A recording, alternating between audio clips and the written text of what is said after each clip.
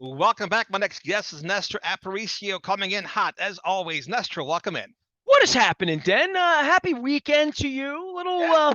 Just one more touch of summer for a couple days, and then we get to freeze at football games and rake leaves and eat pumpkin and do all that stuff. But it's my birthday this week, so a little good weather Ah, would go a long way, you know? birthday So, week. We'll have to celebrate it. Hopefully, the Ravens will get their act together against the Bengals Sunday night. Can't believe that they're 3-point favorites, Nest. I don't know what the odds makers are looking at. I guess they know more than I do, but still, I can't imagine this team that lost by big, like 2 or 3 touchdowns the last time they played the Bengals. Bengals scored 82 points on them in 2 games. Defense still looking very porous, and Sunday night in front of the entire nation. well, I've been talking to Cincinnati people all week. You can go out to BaltimorePositive.com, listen to it if you wish. People like Dave Lapham, people like Dan Horde, who've called Bengals football for 30 years, and Solomon Wilcots and other people. And they have the kind of skill position weapons that the Ravens would like to have, certainly within the passing game. We've talked about this for a long time with Lamar. Padding stats as a wide receiver or even as a tight end, which Andrews has done because they haven't had wide receivers, but having mismatches, having a defensive room say, we got to figure Jamar Chase out. And then we got to figure Hayden Hurst out. Then we got to figure out the other side. Then we got to figure out Mixon. Oh, by the way, the quarterback's going to put the ball on the dime every time, and we've got to get pressure on him or we're going to be in big trouble. Oh, we don't have linebackers. That's troublesome. Some of our safeties we don't have as much confidence in. And the cornerback was trying to kill the coach on the sidelines 4 days ago. How about Marcus Peters, dude? In an era where I'm demanding accountability from these thugs that have thrown me out up in Owings Mill, I got to thinking about this, Dennis, and I only really vent with you because you allow it. I wrote a book about the integrity Faith Football and Family was about the integrity of the organization, right? Boy, did I get that wrong 10 years later. I'm autographing these books, like all of that. And I'm thinking to myself, Marcus Peters, all these years later, pulls this thing, disappears. These guys go on Twitter and Instagram when they're eating ice cream, celebrating on the plane on the way home. And Jimmy Smith was talking about how much fun the plane rides are home. Mm-hmm.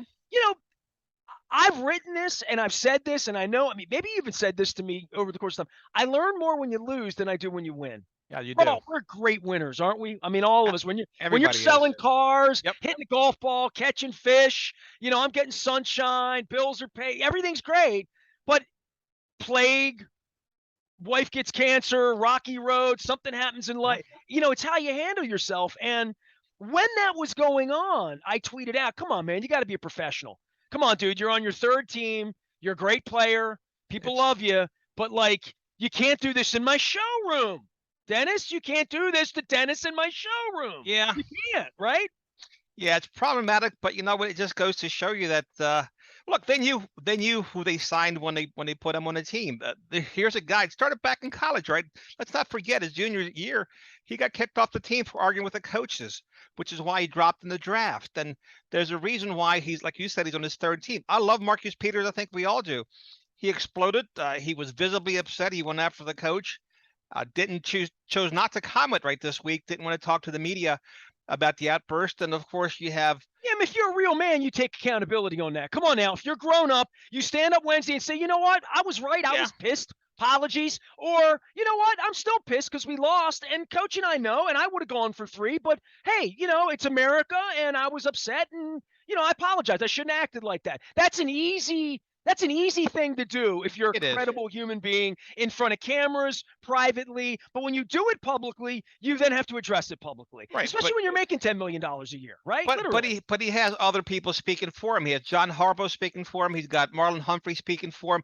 I don't know about you, but no one speaks for me. And I'm not a football player. I don't make $10 million a year or whatever he's making. But yeah, you got to step up. You got to be a stand-up guy, and you can't have Marlon Humphrey saying, "Listen, we're a family. We fight behind closed doors all the time." But he's in there hiding. He's in there hiding. But you've seen guys storm out of that locker room, and this is not a first thing, not just for the Ravens, but just guys in general around the NFL. You have stand-up guys. You have guys who are just not going to talk to the media, especially when things are going bad. But like you said, You find a lot of things when the seas are stormy and the boat's taking water versus the calm sea. When the sea's calm and the sun's out, everybody's a great captain, right? And anybody can navigate. But it's when you hit that turbulence, that's when you find out what happens. And the cream always rises to the top. It never fails.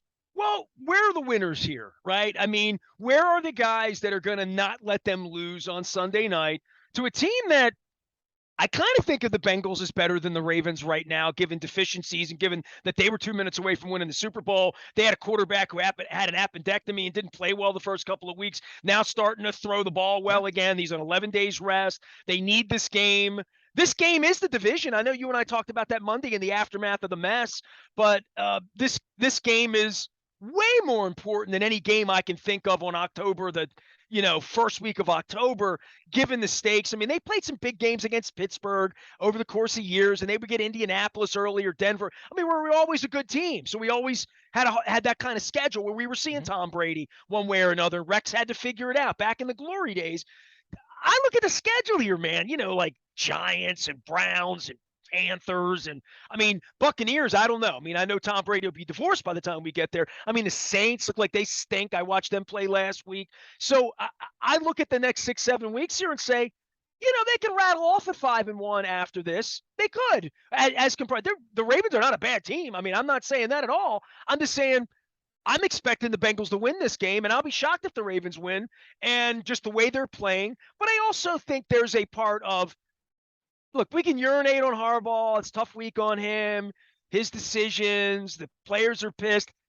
He's 10 years beyond what was the other safety that urinates on Lamar Jackson? Oh, Bernard Pollard. Bernard, I can't even remember his name. And he's loving this, by the way. He was all over social media Sunday and bashing Harbaugh and said, "See, I told you so." And here we go again. Is he back at it? He's back at it again. See, he is.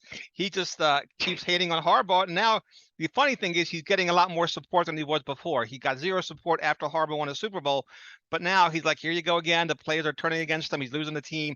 This is who he is. Well, there's a whole anti-Raven faction out there in regard to there are cartoons made this week on Bleacher Report about Lamar not getting any popcorn at the carnival, right? Like there's just, did you see that one? I did. Yeah, I did. Okay, fair enough. I mean, so there is a complete I'm not the only one besieged by Steve Bisciotti and Chad Steele and Sashi Brown and all of this. Like they are canoodling up there. They're bunkering down now. It's us against the world. We're fighting with each other. Everybody's fighting with everybody. We're going to go kick their ass. We're going to wear black jerseys on Sunday night. I don't know. Ray Lewis ain't coming out of the tunnel.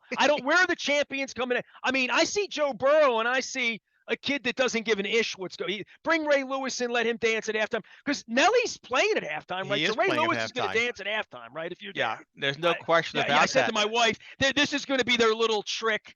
John's like, we'll get him. We'll have Ray dance at halftime. That'll show him. Everybody will be half pissed drunk.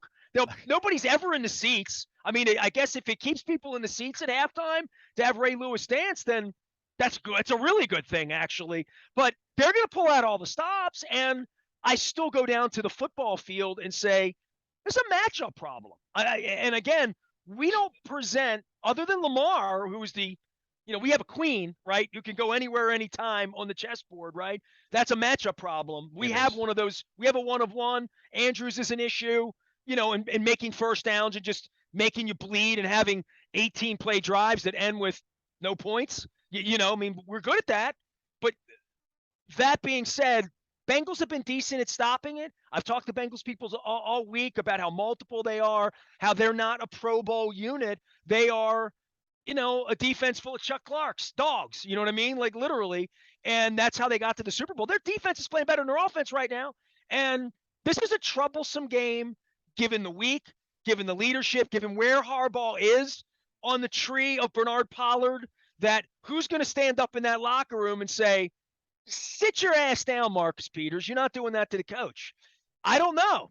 Or, hey, dog, I'm with you, man. He's nuts doing that to us. Oh. So, I don't know how that goes this week.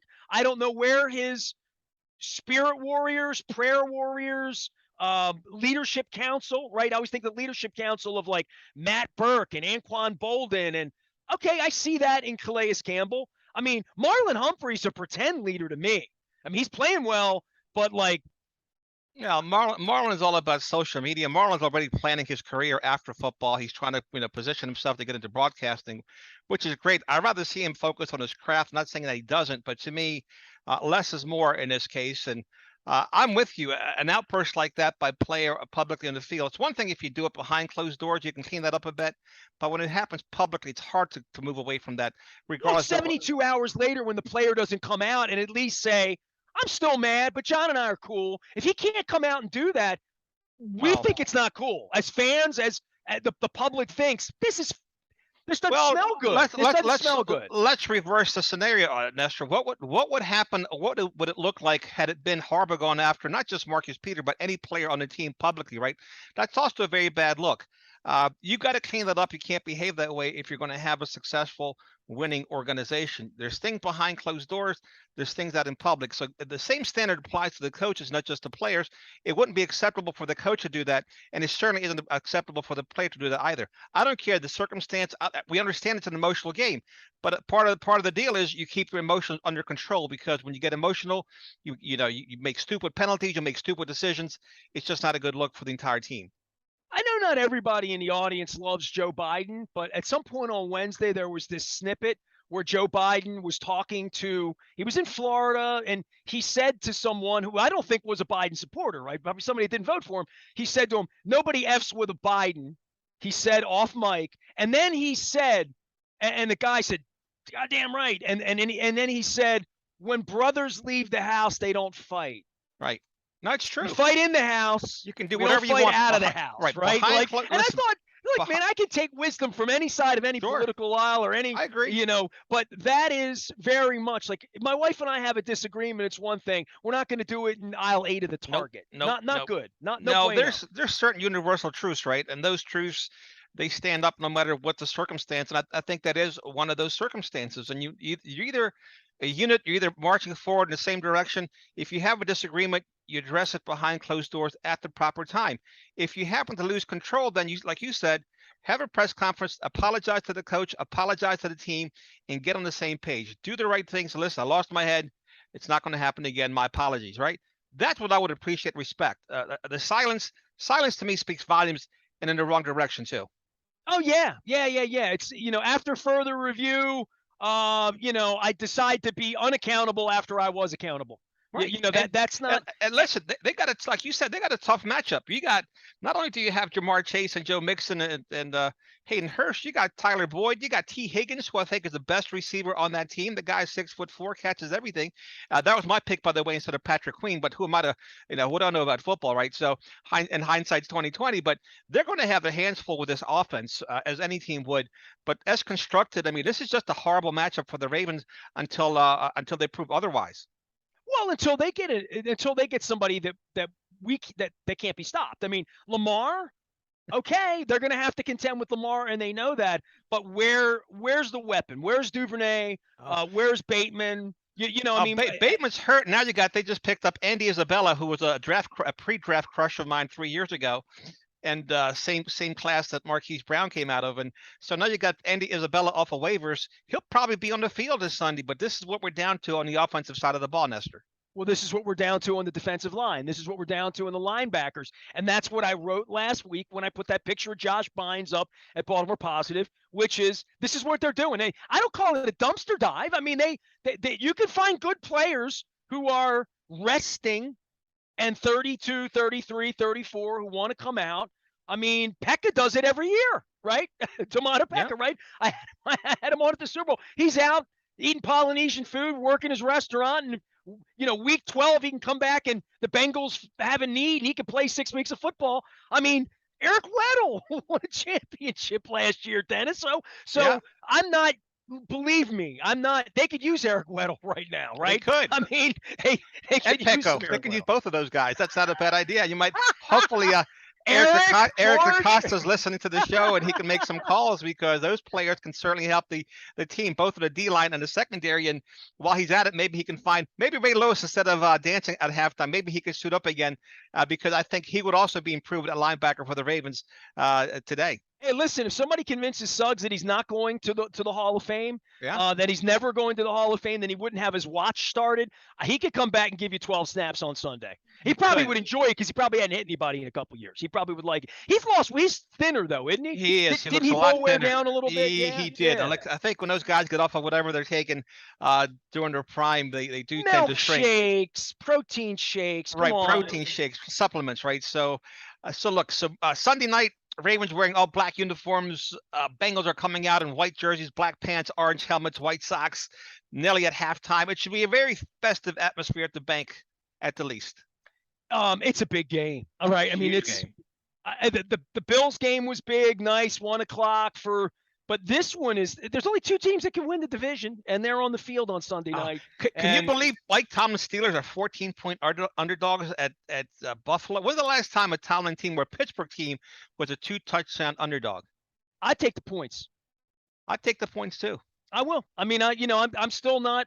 You're not going to get me to be anti-Pittsburgh until I look up and see that they're 3-14. I'm with you. And if they're like, 3-13 and we're playing them, I'm still scared of them. It doesn't matter to me. If they were wrestlers, they would be the Undertaker, right? The guy, the guy that just lays on his back. You think he's out, and all of a sudden he rises up. It just very, very hard to dispose. You know what I hear? I hear the Halloween.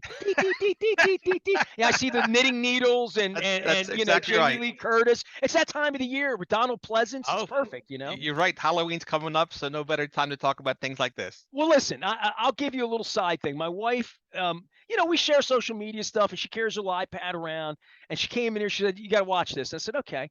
So it's Vincent Price on Joan Rivers filling in for Johnny Carson. And it was in like 1987. It was the only time he ever read the Michael Jackson part of the Thriller. Okay. Oh, yeah. The beginning of it. Yes. So they dimmed the lights on the Tonight Show set. Nice. And he read it and he went, oh, I got to see that. Thanks for telling me. So go Google that. Joan Rivers. It was the 40th anniversary of the song being released and the video, okay. All that stuff. So my wife saw it. She's like, you'll enjoy this, Vincent Price, because you kind of dig him a little bit. Yeah. And I'm like, yeah, it's pretty cool. So 2 minutes of Vincent Price there for everybody enjoying the holidays. Enjoy the game. I'll be writing after the game, column this. Luke's going to be at the ballpark. We all know that. And we'll be watching some baseball this weekend, right? I mean, I'm going to get my Tony Gwynn jersey out, try to figure it out. We've had a lot of Cardinals in the bird feeder here, so I'm thinking maybe. But it's football weekend, and it's exciting, and it's fun. And, free plug. Next weekend's my birthday on Friday. The next day, I'm celebrating at Dog Fest at Be More Humane out on Nicodemus Road. Chris Pica's wife, Kate. We did a big segment on it. Dogs, cats, animals, love.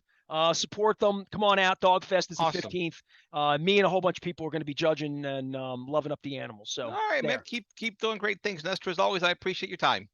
All right, bud. Crab cake next time. You got to stay well. There it goes. Nestor J. Aparicio here at 1570 AM WNST. We'll take a quick break and come back right after this.